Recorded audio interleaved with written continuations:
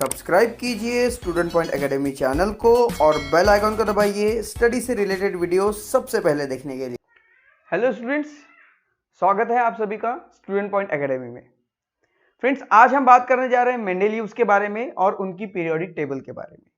Friends, मेंडेलियव्स जो है, मेंडेलियव्स एक इतने महान साइंटिस्ट हैं कि उनके नाम पर जो एक एलिमेंट रख दिया गया है, एक एलिमेंट का नाम उनके ऑनर में उनके नाम पर रख दिया गया है, जिसका नाम है मेंडेलिवियन और जिसका सिंबल है एमडी।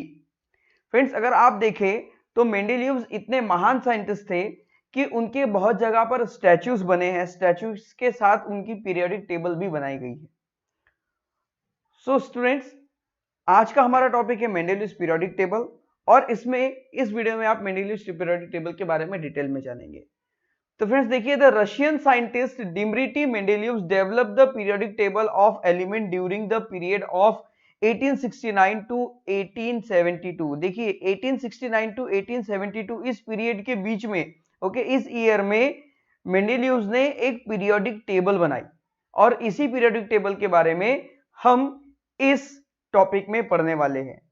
तो स्टूडेंट्स देखिए, Mendeleev's periodic table is a most important step in the classification of element. जब एलिमेंट का क्लासिफिकेशन किया गया तो एलिमेंट का जब क्लासिफिकेशन, इसके पहले हमने पढ़ा है कि भाई हमने इसके पहले डोबेराइनर ट्राइड्स और न्यूलैंड्स लॉज ऑफ ऑक्टेव, इन दोनों के बारे में पढ़ा था। मतलब डोबेराइनर्स के बारे में पढ़ा था और न्यूलैंड्स के बारे में पढ़ा था, जिन दोनों की थ्योरीज फेल हो चुकी थी। उन्होंने जो रिसर्च की थी वो आगे कैरी फॉरवर्ड नहीं हो पाई। पर मेंडेलियव्स जो है ये पहले ऐसे सक्सेसफुल थे जिन्होंने जितने भी एलिमेंट को वो जानते थे वो सारे एलिमेंट को उन्होंने सही तरह से अरेंज किया था। इसलिए Mendeleev's periodic table is the most important step in the classification of element. जब एलिमेंट का जब क्लासिफिकेशन हुआ तो एलिमेंट के क्लासिफिकेशन में मेंडेलियव्स की जो पीरियोडिक टेबल थी ये बहुत एक इंपॉर्टेंट स्टेप था। तो Mendeleev's consider the fundamental property of element, namely the atomic masses as standard. तो मेंडेलियव्स ने जब पीरियोडिक टेबल में एलिमेंट का क्लासिफिकेशन किया तो क्लासिफिकेशन करते समय उन्होंने एटॉमिक मासेस पर ज्यादा वेटेज दिया। मतलब एटॉमिक मास के अकॉर्डिंग उनके इंक्रीजिंग ऑर्डर में उन्हें रखकर उन्होंने क्लासिफिकेशन करना शुरू किया। तो आइए देखते हैं किस तरह से क्लासिफिकेशन हुआ था। So students look here, Mendeleev arranged 63 known element in the increasing order of atomic masses। मतलब उस समय मेंडेलियव्स टोटल 63 एलिमेंट जानते थे, 63 एलिमेंट डिस्कवर हो चुके थे। इन सभी 63 एलिमेंट्स को मेंडेलियव्स ने सक्सेसफुली एक पीरियोडिक टेबल में रख दिया। अब यहां पर देख रहे हैं, इस पीरियोडिक टेबल की अगर हम बात करें तो इस पीरियोडिक टेबल में सबसे पहले उन्होंने रखा हाइड्रोजन को, और हाइड्रोजन के बाद यहां पर देखिए हाइड्रोजन का जो एटॉमिक मास है, जैसे यहां पर देखिए H है इज इक्वल टू, इसके बाजू में नंबर लिखा हुआ है, हर एक के सिंबल्स लिखे हुए, साथ में एक नंबर लिखा है। तो ये नंबर क्या स्टूडेंट्स, ये जो नंबर है ये है इनके मासेस, ये एटॉमिक मासेस है स्टूडेंट, ये बात ध्यान में रखिए, ये सब क्या है, एटॉमिक मास है। अब यहां पर देखिए तो सबसे लाइटेस्ट जो एलिमेंट था वो था हाइड्रोजन, और हाइड्रोजन को उन्होंने सबसे पहले रख दिया।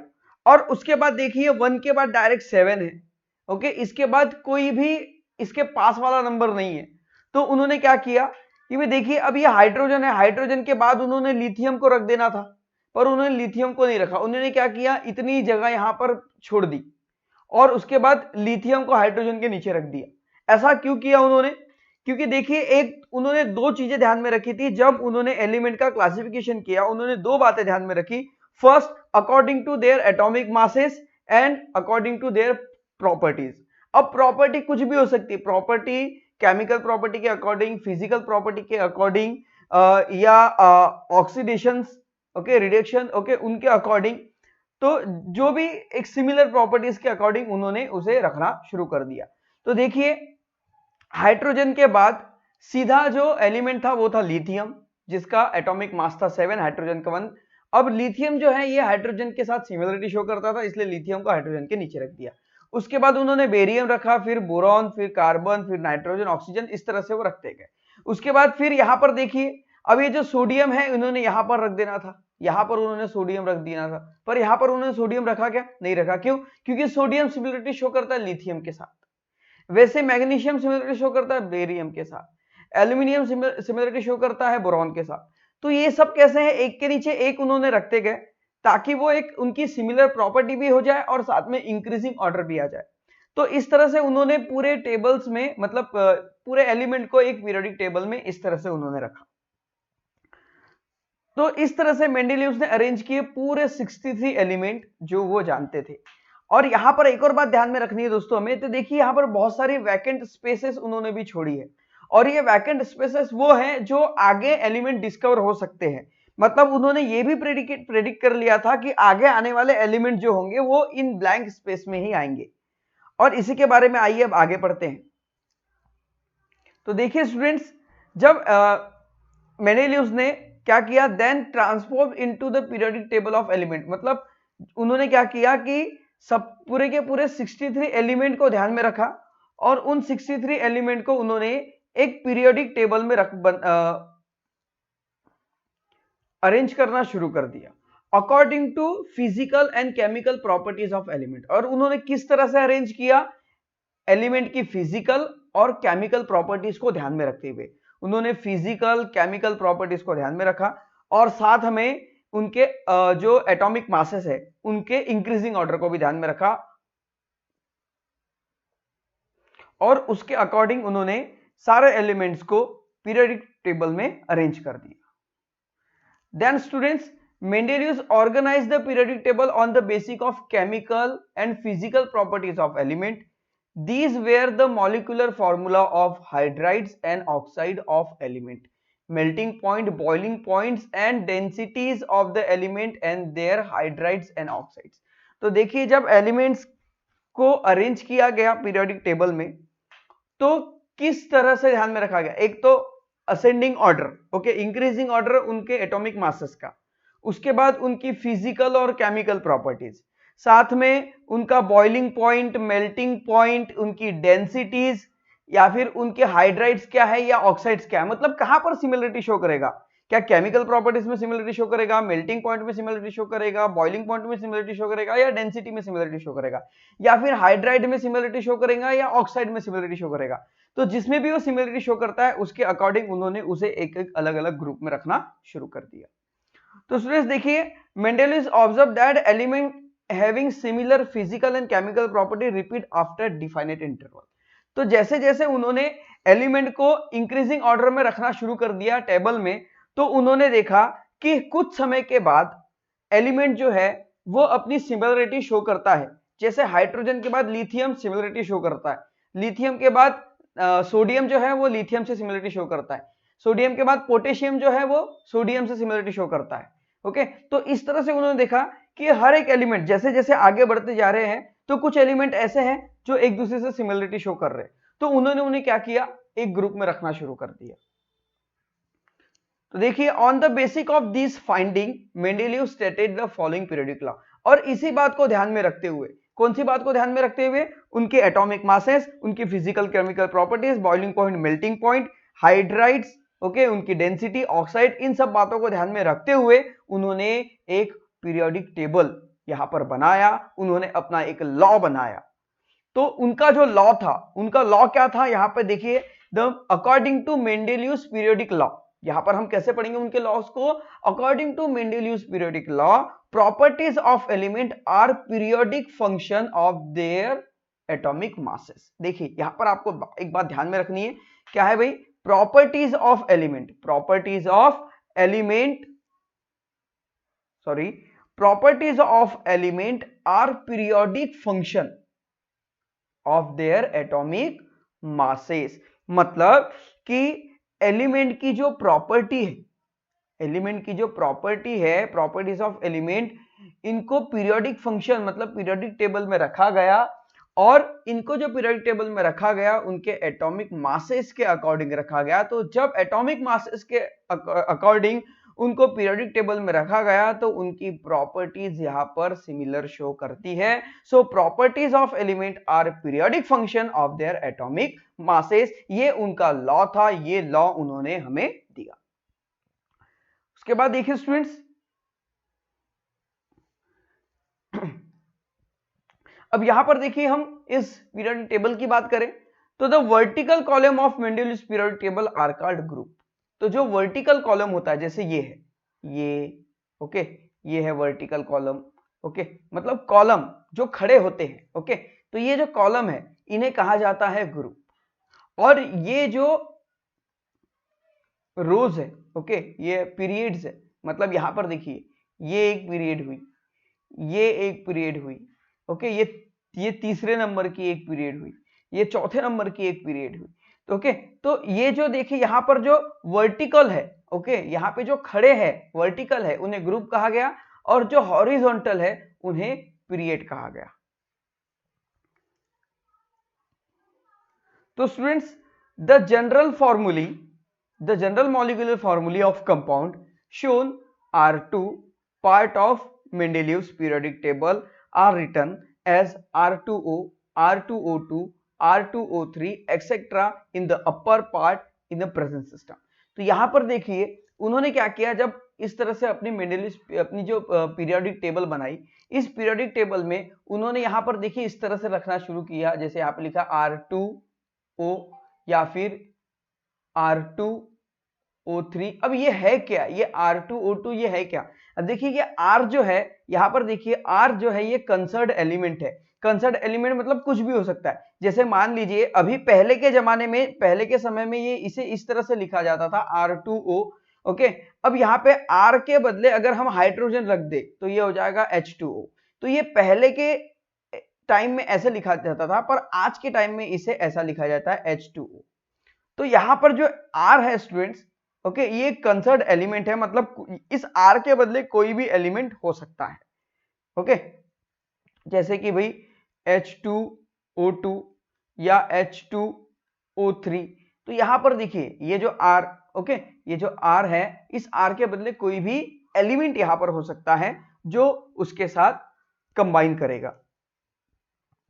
सो स्टूडेंट्स, अब यहां पर देखिए इंट्रोडक्शन टू ए साइंटिस्ट, मतलब जैसे हमने मेंडेलियस के बारे में पढ़ रहे तो उनके बारे में हमने इंट्रोड्यूस कर लिया है। इसके बाद भी एक थोड़ा सा इंट्रोडक्शन देख लेते हैं। जो मेंडेलियस थे ये रशियन साइंटिस्ट थे। Dmitri Mendeleev 1834 to 1907 was a professor in a Saint Petersburg university. ये कहां पर थे प्रोफेसर, ये प्रोफेसर कहां पर थे भाई, सेंट पीटर्सबर्ग यूनिवर्सिटी में। He made separate card for every known element showing its atomic masses. तो इन्होंने क्या किया, सेपरेट कार्ड बनाए। कैसे कार्ड बनाए वो हम इसके बाद वाली इमेजेस में देखेंगे। उन्होंने क्या किया, अलग अलग के कार्ड बनाए, हर कार्ड में एक एलिमेंट का नाम लिखा, एलिमेंट लिखा, उनका सिंबल लिखा, उनका एटॉमिक मासेस लिखा, और बाद में उनको वो अरेंज करते चले गए, ओके। अब देखिए कार्ड को अरेंज करना इजी होता है, इस कार्ड को उठा के उसके नीचे रख दी, उस कार्ड को उठा के इसके नीचे रख दी, तो ये इजी था, इजीली वो ग्रुप बना सकते थे, ओके। तो वो आसानी से ग्रुप बना सके, इसलिए उन्होंने क्या किया, हर एक एलिमेंट का एक कार्ड बनाना शुरू किया। He arrange the card according with the atomic masses and the property of element with result the invention of periodic table of element. तो उन्होंने क्या किया कि जो एलिमेंट है इस तरह से इस एलिमेंट के उन्होंने कार्ड बनाए, और इन कार्ड को उनके एटॉमिक मासेस के हिसाब से इंक्रीजिंग ऑर्डर में रखना शुरू कर दिया। साथ साथ उन्होंने इस बात को भी ध्यान में रखा कि उनकी केमिकल, उनकी जो प्रॉपर्टीज है, मतलब सिमिलरिटी प्रॉपर्टीज में उनमें क्या सिमिलर है, उस बात को भी ध्यान में रखा। मतलब वो इंक्रीजिंग ऑर्डर में भी रखते गए और साथ में उनकी प्रॉपर्टीज के हिसाब से भी उन्हें रखते गए। तो अपने आप एलिमेंट जो है वो इंक्रीजिंग ऑर्डर में चले गए, और साथ ही साथ एक स्पेसिफिक उनका ग्रुप भी बन गया, ओके। तो जिस तरह से यहां पर हमने ये ग्रुप देखा था, तो अब देखिए स्टूडेंट्स, अगर हम इस ग्रुप की बात करें यहां पर, तो ये जो एलिमेंट जो ग्रुप में होते हैं इन सब की प्रॉपर्टी एक जैसी होती है। तो यहाँ पर जितने भी एलिमेंट है ये सिमिलरिटी शो करते हैं एक दूसरे के साथ। इस ग्रुप में जितने भी एलिमेंट है वो सिमिलरिटी शो करते हैं एक दूसरे के साथ। ये जैसे ग्रुप नंबर 3 है, ये सारे के सारे एलिमेंट एक दूसरे के सिमिलरिटी शो करते हैं। ये जो ग्रुप नंबर 4 है, ये सारे के सारे एलिमेंट एक दूसरे के साथ सिमिलरिटी शो करते हैं। और पीरियड हमें क्या बताता है कि पीरियड्स में जितने भी एलिमेंट है वो इंक्रीजिंग ऑर्डर में रखे गए हैं। तो यहां पर इस तरह से जैसे उन्होंने कार्ड का मदद किया, और कार्ड की मदद से वो इजीली एलिमेंट को वो पीरियोडिक टेबल में रखते गए। तो स्टूडेंट्स, अगर हम आज की बात करें तो science is developing gradually. Science बहुत तेजी से डेवलप हो रहा है, और आज आप देखते हैं कि मेंडेलियस के समय तो 63 एलिमेंट थे, पर अभी के समय 118 एलिमेंट हमारे सामने हैं जो डिस्कवर हो चुके हैं। और धीरे धीरे इन सभी चीजों को लेकर साइंस जो है वो डेवलप कर रहा है, ग्रेजुअली आगे बढ़ता जा रहा है। तो इसी बात को ध्यान में रखते हुए साइंस इज प्रोग्रेसिव। साइंस क्या है भाई, ये प्रोग्रेसिव है। साइंस तो प्रोग्रेस करेगा, आगे बढ़ता रहेगा, ये रुकने वाली चीज नहीं है। So there is freedom in a science to revise the old inference by using more advanced means and method of doing experiment। इसका मतलब आप समझते हैं कि देखिए, मान लीजिए किसी साइंटिस्ट ने कुछ डाटा कलेक्ट किया। अब वो साइंटिस्ट उस डेटा को लॉक करके नहीं रख सकते, यहां पर फ्रीडम है। अगर वो साइंटिस्ट उन्होंने किसी चीज को आगे बढ़ती है, जैसे मान लीजिए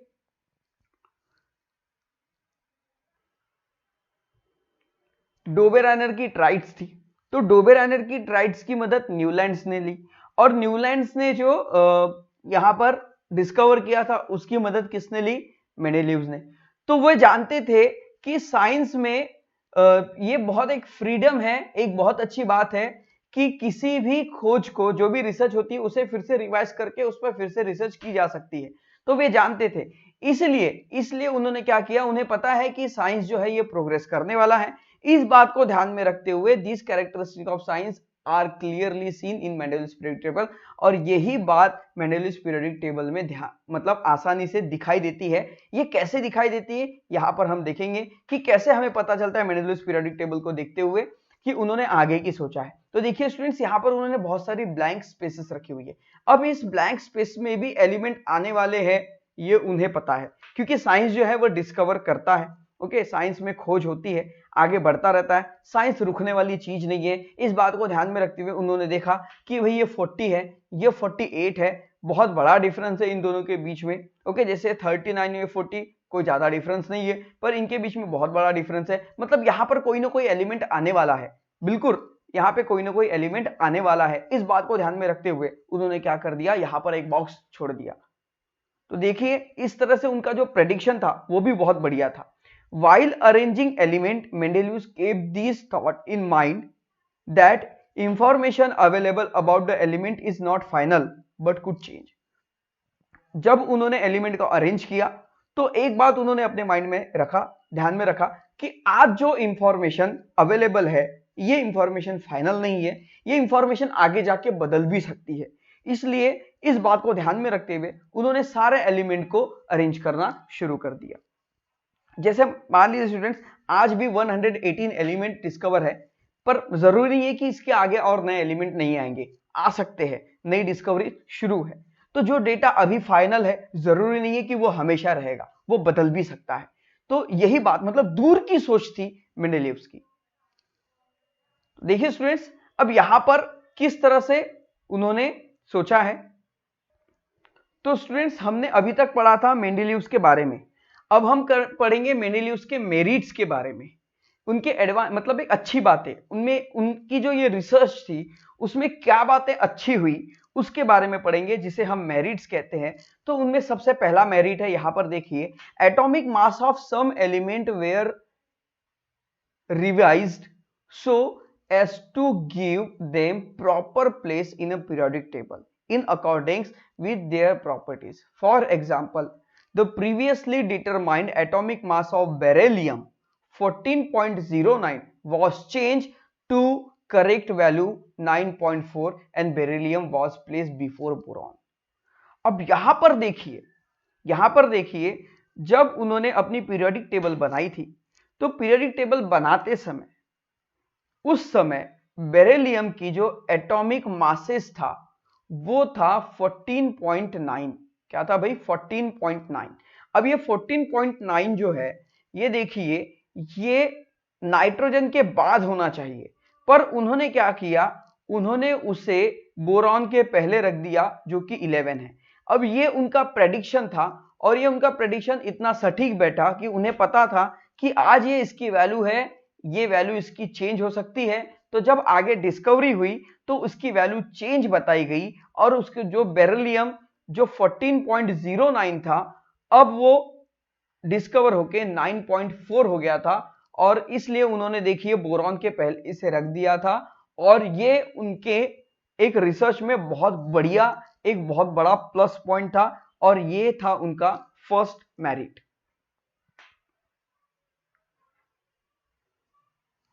सो स्टूडेंट्स, सेकेंड मेरिट की अगर हम बात करें, Mendeleev's kept vacant place in a periodic table of element not discovered till then. तो उस समय जो वैकेंट प्लेस डिस्कवर नहीं, मतलब उस समय जो एलिमेंट डिस्कवर नहीं हुए थे उसके लिए भी मेंडेलियस ने कुछ खाली जगह रख दी कि ये जो वैकेंट प्लेसेस है इन वैकेंट प्लेसेस में भी कुछ एलिमेंट आने वाले हैं। These of their three of these unknown element were given the name Eka boron, Eka aluminum and Eka silicon from the known neighboring, and their atomic masses was indicated 44, 68, 72 respectively. Not only these but their properties were also predicated.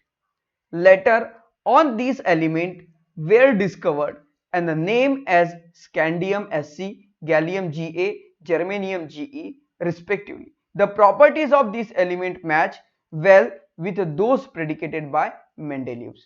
तो यहां पर देखिए उस समय जो element आगे discover होने वाले थे उनके लिए भी उन्होंने वैकेंट प्लेसेस छोड़ दी और वैकेंट प्लेसेस के साथ उन्होंने ये भी प्रेडिकेट किया कि इनके एटॉमिक मासेस क्या होंगे और साथ में उनके उन्होंने नाम भी बता दिए थे, जैसे इका सिलिकॉन, इका बोरॉन और इका एल्यूमिनियम। इसके बाद जब एलिमेंट डिस्कवर हुए स्टूडेंट्स, तो यहां पर देखिए डिस्कवर होने से पहले उन्होंने ये बता दिया, जैसे इका सिलिकॉन का एटॉमिक मास होगा 72, इका बोरॉन का एटॉमिक मास होगा 44 और इका एल्यूमिनियम का एटॉमिक मास होगा 68। और जब ये एक्चुअल डिस्कवर्ड हुए तो डिस्कवर होने के बाद देखिए इका सिलिकॉन, ओके, इसका पहले ये नाम था, इका सिलिकॉन का नाम दिया गया जर्मेनियम, ओके। तो इसका जो यहां पर सिंबल था, मतलब सिंबल था वो Ge। और यहां पर देखिए जर्मेनियम की अगर हम इका सिलिकॉन की बात करें तो यहां पे एटॉमिक मास है 72 और आगे जाके ये हो गया 72.6। यहां पर आप देख सकते हैं कितना है भाई 72.6, जो कि अप्रोक्सीमेटली इक्वल है।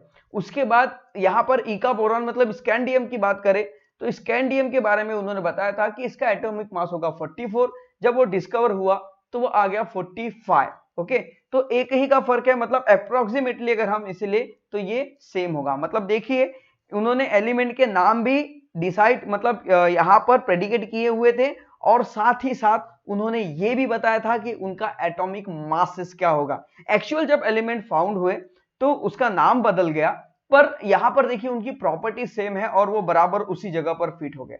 उसके बाद इका एल्यूमिनियम की बात करें तो उसका नाम दे दिया गया गैलियम, जो यहां पर इसका सिंबल है Ga और ये था प्रेडिकेट, इसका एटॉमिक मास था 68 और जब ये फाइंड हुआ एक्चुअल तो ये हो गया 69.7। तो देखिए कितने पास तक वो चले गए थे, कितना परफेक्ट उनका प्रेडिक्शन था स्टूडेंट्स। इसलिए तो कहते हैं कि डिमिट्री मेंडेलीव जो है ये बहुत महान साइंटिस्ट है। तो स्टूडेंट्स देखिए अब यहां पर इका एल्यूमिनियम और जैसे यहां पर देखिए इका एल्यूमिनियम की बात की है, ओके। और इका एल्यूमिनियम क्या है स्टूडेंट्स? इका एल्यूमिनियम ही गैलियम है, ओके। तो अभी इस टेबल में हम एक ही एलिमेंट को यहां पर कंपेयर करने वाले।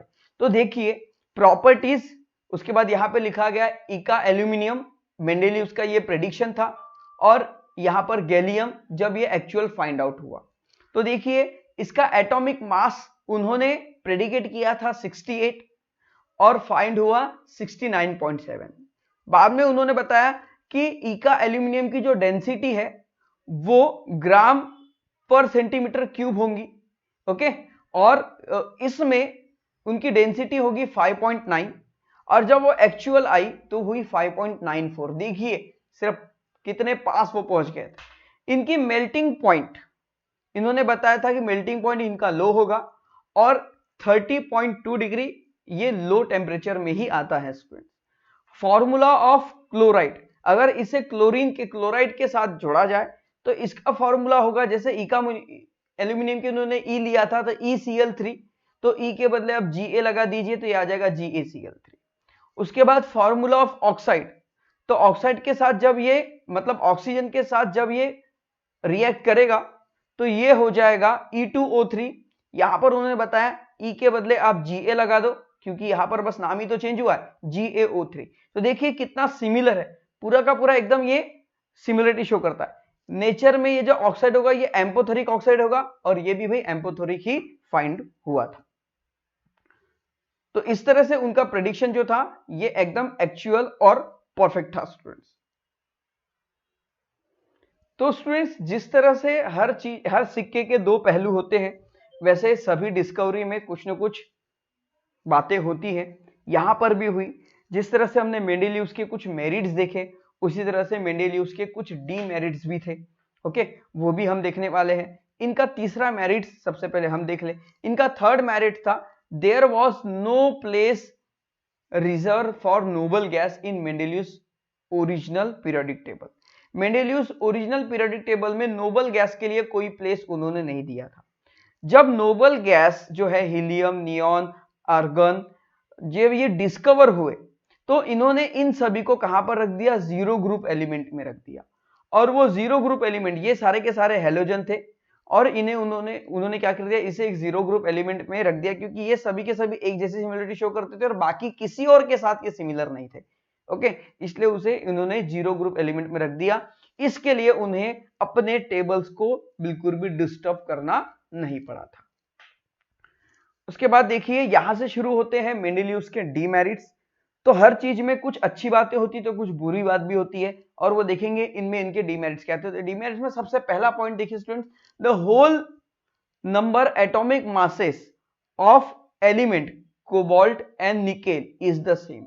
अब देखिए एटॉमिक मासेस जो है, जैसे कोबाल्ट का 58.93 और निकेल है 58.71, ये लगभग सेम ही है। Therefore, there was an ambiguity regarding the sequence in Mendeleev's periodic table। तो यहां पर देखिए इनकी सीक्वेंस में फर्क है।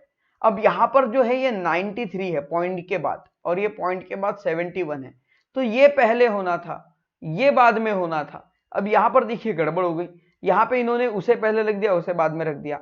रीजन एक तो उनकी प्रॉपर्टीज, क्योंकि उन्होंने उनकी प्रॉपर्टी को ध्यान में रखा। ओके, उनकी प्रॉपर्टी को ध्यान में रखा, और इसलिए इस तरह से उन्हें अरेंज करना पड़ा। तो यहां पर देखिए ना, ये मोर एटॉमिक मास है कोबाल्ट, और ये लेस एटॉमिक मास है। लेस एटॉमिक मास को बाद में रख दिया और मोर को पहले रख दिया। मतलब ये जो सीरीज है, ये जो दो एलिमेंट को अगर देखें तो ये तो डिसेंडिंग ऑर्डर में चला जाएगा, असेंडिंग इंक्रीजिंग ऑर्डर में तो नहीं होगा, ये डिक्रीजिंग ऑर्डर में चल। तो ये एक ड्रॉबैक था उनका। उसके बाद देखिए, पर ये करना इसलिए जरूरी था क्योंकि इनकी जो प्रॉपर्टीज शो करती थी सिमिलरिटीज में। Second, isotopes were discovered long time after Mendeleev's put forth periodic table, as isotopes have a same chemical properties but different atomic masses। तो ये जो आइसोटॉप्स एलिमेंट है, इनको आइसोटॉप्स मतलब जो समस्थानिक होते हैं, आइसोटॉप्स यानी होता है समस्थानिक। समस्थानिक मतलब जो एक ही जगह पर, एक ही स्थान पर रख दिया जाता है, उसे आइसोटॉप्स कहते हैं स्टूडेंट्स। तो उन्होंने क्या कर दिया, निकेल और कोबाल्ट को एक साथ रख दिया, तो एक साथ एक ही जगह पर रख दिया, तो ये होगा आइसोटॉप्स एलिमेंट। ओके, और ये जो आइसोटॉप्स एलिमेंट है, इनमें सेम केमिकल प्रॉपर्टीज तो है पर डिफरेंट एटॉमिक मासेस है। इनका एटॉमिक मासेस डिफरेंट था पर केमिकल प्रॉपर्टीज सेम थी, इसलिए उन्हें साथ में रखना पड़ा। पर एटॉमिक मासेस के अकॉर्डिंग देखा जाए तो ये उनका एक डीमेरिट ही था। It was challenge to place isotopes in Mendeleev's periodic table. Mendeleev's periodic table में आइसोटॉप्स को अरेंज करना ये बहुत बड़ा चैलेंज है, as they have similar chemical properties but different atomic masses. और इसलिए अब यहां पर क्या हुआ, क्योंकि उनकी जो केमिकल प्रॉपर्टीज सिमिलर थी और एटॉमिक मासेस डिफरेंट थे। तो अब देखिए एटॉमिक मासेस डिफरेंट है, केमिकल प्रॉपर्टीज सिमिलर है। अगर सिमिलरिटी के हिसाब से देखा जाए तो भाई उन दोनों को साथ में रखना चाहिए, और एटॉमिक मासेस के हिसाब से देखा जाए तो उन दोनों को अलग रखना चाहिए। तो देखिए मेंडेलियस ने दोनों बातों को ध्यान में रखते हुए उन्होंने इन दोनों को आइसोटॉप्स एलिमेंट कर दिया, साथ में रख दिया। उसके बाद देखिए स्टूडेंट्स, यहां पर एक क्लोरीन की हम बात करें, जैसे क्लोरीन 35.5, इस क्लोरीन के दो एलिमेंट है, दो आइसोटॉप्स है, एक क्लोरीन 35 और एक क्लोरीन 37। जो इनकी केमिकल प्रॉपर्टीज है वो सेम है, इसलिए क्लोरीन को एक ही स्पेस पर, एक ही जगह पर रखा गया, जिसे हम नेक्स्ट इमेज में देखेंगे। जैसे यहां पर आप देख रहे हैं, यहां पर क्लोरीन 35.5 है, पर यहां पर एक्चुअली दो क्लोरीन है, एक है क्लोरीन 35.5 और एक है क्लोरीन 37।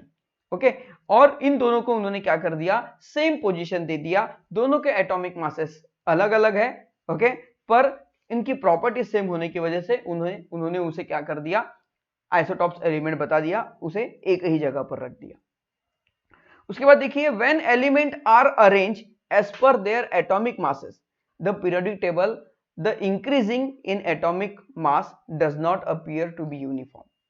तो यहां पर इसी बात को अगर हम ध्यान में रखें, जैसे यहां पर कोबाल्ट और निकल के बारे में अगर हम बात को ध्यान में रखें, तो जैसे जैसे एलिमेंट को उन्होंने अरेंज करते गए इंक्रीजिंग ऑर्डर में, तो जो एक स्पेसिफिक बात यहां पर दिखाई देती, जैसे असेंडिंग ऑर्डर 7, 9.4, 11, 12, 14, ये एक असेंडिंग ऑर्डर यहां पर दिखाई देता है, ये असेंडिंग ऑर्डर यहां पर नहीं दिखाई देता, ऐसा यहां पर कहा जा रहा है। ये भी इनका एक डिमेरिट्स है। उसके बाद देखिए स्टूडेंट्स, अब यहां पर एक और डिमेरिट था, it was difficult to predict how many element could be discover between two heavy element. अब देखिए ये बहुत हैवी एलिमेंट है, जैसे इसका जो एटॉमिक मास है 113, Sn इसका एटॉमिक मास है 118, Sb एटॉमिक मास है 122 और Te टेलरियम इसका एटॉमिक मास है 125। तो देखिए 13 के बाद 18 बहुत बड़ा गैप है, 18 के बाद 22 ये भी बड़ा गैप है, 22 के बाद 25 ये भी बड़ा गैप है। तो इनके बीच में भी एलिमेंट फाइंड आउट हो सकते हैं। तो इनके बीच में कितने एलिमेंट आएंगे, किस तरह से वो गैप रखे, ये यहां पर डिस्कवर, मतलब इस बात को उन्होंने प्रेडिक्ट नहीं कर पाए। It was difficult to predict how many element could be discover between two heavy element, ये दो हैवी एलिमेंट के बीच में और कितने एलिमेंट आ सकते हैं, ओके, इस बात को वो प्रेडिकेट नहीं कर पाए। ये भी उनका एक डीमेरिट रहा स्टूडेंट्स। उसके बाद देखिए पोजीशन ऑफ हाइड्रोजन, तो hydrogen show similarity with halogen. अब देखिए हाइड्रोजन जो है ये हेलोजन के साथ सिमिलरिटी शो करता है, जो जीरो ग्रुप वाले एलिमेंट है, ओके। पर अब यहां पर देखिए ये जो हाइड्रोजन है सिमिलरिटी शो करता है हेलोजन के साथ, और हेलोजन बिलोंगिंग करते 7 ग्रुप में, मतलब यहां पर ये जो है फ्लोरीन क्लोरीन इनके साथ हाइड्रोजन सिमिलरिटी शो करता है, ओके। पर अकॉर्डिंग टू एटॉमिक मासेस अगर देखा जाए तो भाई हाइड्रोजन को इन्होंने सबसे पहली जगह यहां पर पहली पोजीशन दी है। ये बहुत डिफिकल्ट था कि भाई हाइड्रोजन को कहां रखा जाए, इसलिए मेंडेलियस ने ये हाइड्रोजन को यहां पर रखा। ये फिलहाल यहां पर इनका डीमेरिट्स है, पर जब हम इसके बाद पढ़ेंगे तो वहां आपको समझ में आएगा कि ये मेंडेलियस का मेरिट है, क्योंकि जिसने मॉडर्न पीरियोडिक लॉ बनाया, मॉडर्न पीरियोडिक टेबल बनाया, वहां पर भी हाइड्रोजन को सबसे पहली जगह दी है, क्योंकि हाइड्रोजन को कहां पर रखना ये डिसाइड नहीं हुआ है। उसके बाद तो देखिए जैसे हाइड्रोजन जो सिमिलरिटी शो करता है, जैसे for example molecular formula of hydrogen. अब भाई हाइड्रोजन जो है ये फ्लोरीन और क्लोरीन के साथ सिमिलरिटी क्यों शो करता है, तो हाइड्रोजन का मॉलिक्यूलर फॉर्मूला H2, वैसे फ्लोरीन का मॉलिक्यूलर फॉर्मूला F2 और क्लोरीन का Cl2। तो इसके हिसाब से वो क्या है कि इनके जो मॉलिक्यूलर फॉर्मूला में यहां पर सिमिलरिटी शो हो रही है, ओके। तो इसके अकॉर्डिंग अगर देखा जाए तो ये जो है ये इसके साथ सिमिलरिटी शो करता है, फिर भी उसके साथ ना रखते हुए हाइड्रोजन को एक अलग ही जगह पर रख दिया गया है। उसके बाद देखिए स्टूडेंट्स, हाइड्रोजन जो show similarity in a chemical properties with alkali metal belonging group 1। अब ये जो हाइड्रोजन है ये ग्रुप 1 में केमिकली प्रॉपर्टी शो करता है, केमिकली इनके साथ भी प्रॉपर्टी शो करता है ग्रुप 1 के साथ, okay. Lithium, sodium, potassium, rubidium, okay, इन सब के साथ वो क्या करता है केमिकली, जो अल्कली मेटल है, अल्कलाई मेटल मतलब बेस मेटल, जिनकी जो पीएच वैल्यू होती है वो होती है 7.1, जिसे हम लो बेस मेटल कहते हैं, लो बेस मेटल कहते हैं, इसके साथ ये अपनी केमिकल प्रॉपर्टीज शो करता है, ओके, और साथ में उधर भी शो करता है। तो यहां पर इस बात को ध्यान में रखते हुए हाइड्रोजन को पहले ग्रुप में ही रख दिया गया। अब देखिए students, similarity in a molecular formula of compound. Molecular formula और उनके कंपाउंड में क्या सिमिलरिटीज है वो भी यहाँ पर बताई गई है। जैसे देखिए मेटल यहाँ पर क्लोरीन, ऑक्सीजन और सल्फर, ये 3 मेटल यहाँ पर लिए गए।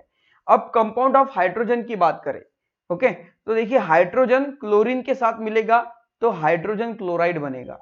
ओके, हाइड्रोजन जो है यहाँ पर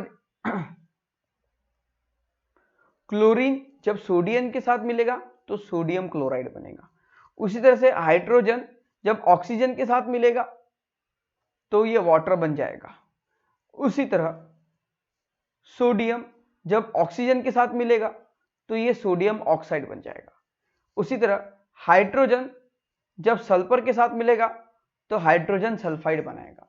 और वैसे ही जब सोडियम सल्फर के साथ मिलेगा तो सोडियम सल्फेट बनेगा। तो देखिए आप यहाँ पे ध्यान में रख सकते हैं, देखिए hydrogen chloride, sodium chloride, okay, जैसे इसे वाटर कहते हैं, ये सोडियम ऑक्साइड, या फिर इसे आप हाइड्रोजन ऑक्साइड भी कह सकते हो। तो hydrogen oxide, sodium oxide, hydrogen sulphide, sodium sulphide. देखिए ये आपको सिमिलर लगते हैं, सेम लगते हैं। मतलब क्या है कि यहाँ पर ये हमें बताना चाहता है कि ये जो हाइड्रोजन है ये सिमिलरिटी किस तरह से शो करता है ऑक्सीजन, सल्फर और क्लोरीन के साथ।